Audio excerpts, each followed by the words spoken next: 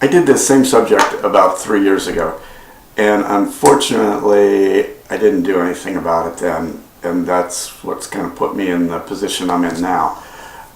My dad is 89, and 3 years ago, I had a lot of concerns about how long he was going to be independent and how long he could take care of himself and all those kind of things.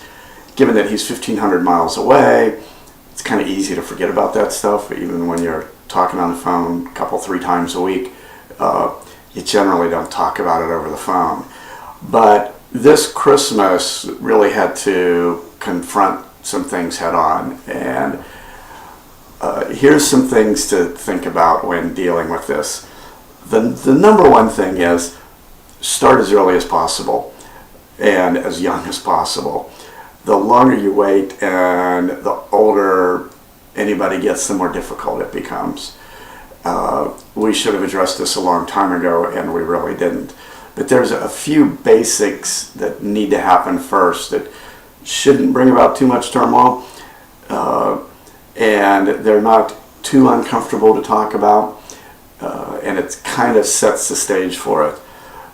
Number one is, especially if you live out of the area, number one is have the talk to know who their doctors are, and that you are on the emergency notification forms.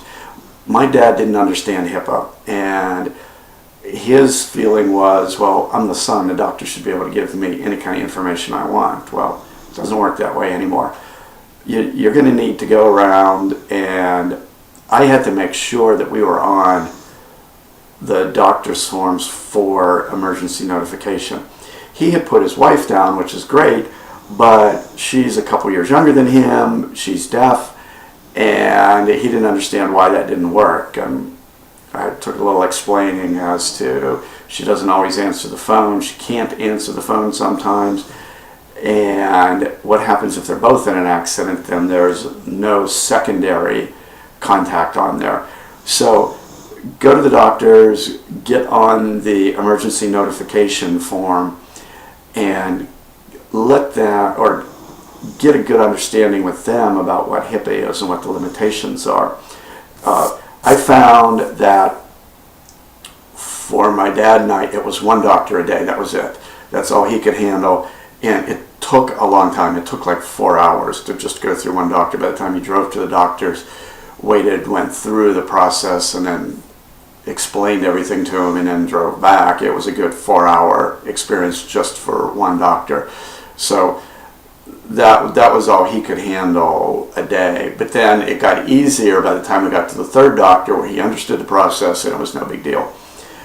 The second thing is make sure there's some kind of a will or trust. And this is a legal thing, so yes, go talk to an attorney, but I'm telling you my experience.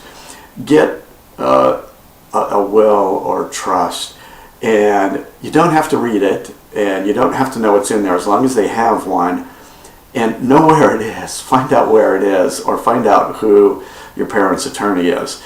Took my dad 3 days to find his will, and along with it, he had 3 copies of older wills that we immediately destroyed just to get him out of the picture. But a lot of people think that the will is just for disbursement of money, and that's one portion of it. There's a lot of other things that can be covered in a will or trust. And again, go to an attorney and do this. I'm not going to tell you how to do it. I'm just saying get one so that everything is set in there. The third thing is, it kind of came up between the doctors and the attorneys, is power of attorney. And there's basically 2 types that we had to deal with. One was medical power of attorney, and the other is durable power of attorney. What you really need to get straightened out is the medical power of attorney, because that is basically what the treatment is in dire circumstances, if they're on life support, how long, if they donate organs, and medical stuff. Has nothing to do with finances, has nothing to do with turning over any kind of other powers or anything. And that was a hard concept for them to understand as well, because whenever they heard power of attorney. That's all they heard. Didn't matter if it was medical or durable. And even when it was explained to them by somebody else, all they heard was power of attorney, and they thought they were signing away everything. That took about 3 hours to get through the whole power of attorney understanding. But start with that, and again, start as soon as possible.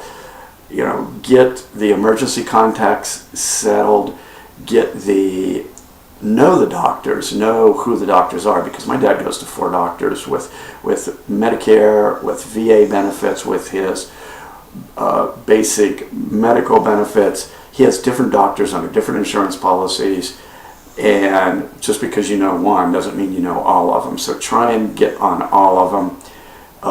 Find out if there's a will or a trust and where it is, and get the medical power of attorney set up. It doesn't have to be you on it. It could be whoever they designate, as long as it's set up.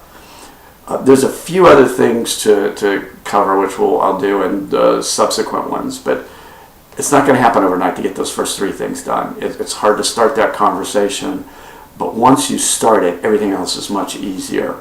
So start it, work on that one, and then we'll cover some of the more difficult stuff later.